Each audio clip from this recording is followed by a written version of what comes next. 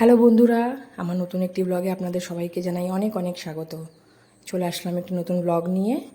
সবাইকে জানাই শুভ সকাল। এই সবে মেয়েকে স্কুল থেকে নিয়ে এসেছি। যাই তাড়াতাড়ি ওকে জামা ঠামা ছাড়িয়ে রেডি করে দিই, তারপরে যাব জলখাবার বানাতে। এই যেখানে চাউমিন নিয়েছি, আজকের জলখাবারে চাউমিন রয়েছে। তাড়াতাড়ি করে আমি সব কিছু প্রিপারেশন করে নিয়েছি। এখানে গরম জল বসিয়ে দিয়েছি, তার মধ্যে দিলাম একটু সাদা তেল, একটু নুন আর একটু লেবুর রস। লেবুর রসটা দিলে চাউমিনটা খুব ঝরঝরে হয়, স্টিকি হয় না, খেতেও ভালো লাগে। মোটামুটি 80% মতন আমি এটা সেদ্ধ করে নেব। সেদ্ধ করে আমি জলটা ছাঁকনিতে ছেঁকে নেব।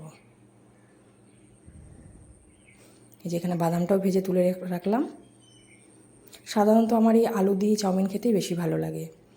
গাজর বিনস দিয়ে চাউমিনও ভালো লাগে, কিন্তু জানি না কেন এই চাউমিনটার প্রতি একটা আলাদাই আবেগ, আলাদাই ইমোশন কাজ করে।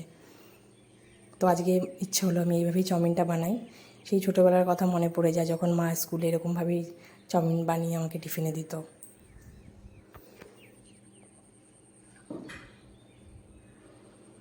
সব কিছু দিয়ে নিলাম, দিয়ে ভালো করে নেড়ে চেড়ে দেখুন চাউমিনটা কত ঝরঝরে হয়েছে। চাউমিনটা এর সাথে মিশিয়ে দেবো, একটু ভালো করে নাড়িয়ে চাড়িয়ে নেব, ভালো করে মিক্স করে নিতে হবে। ব্যাস, মোটামুটি আমার এখানে চাউমিন রেডি। এবার এখানে প্লেটে প্লেটে সার্ভ করে দিলাম।